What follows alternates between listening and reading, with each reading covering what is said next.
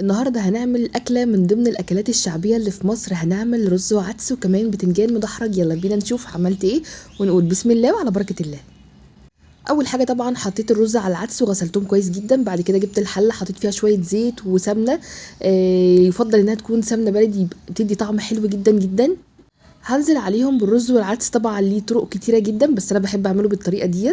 بعد كده بحط عليه ميه سخنه وبعد كده بحط عليه الملح وبغطي عليه وبسيبه يتشرب. هبدا بقى انا هنا اعمل البتنجان. كنت غسلاه كويس جدا ومنشفاه وبعد كده عملت فتحه فيه بالسكينه.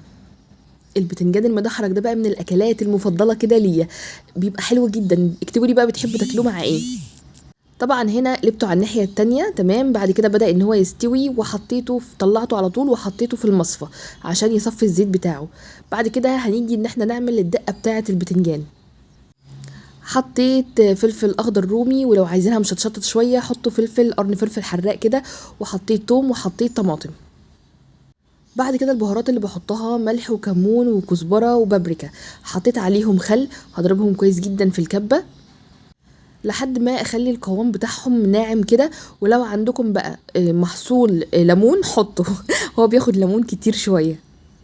الليمون الصراحه بيديله طعم حلو جدا. طبعا انا حاطه المصفى عشان لو في بذر ولا حاجه ينزل فيها.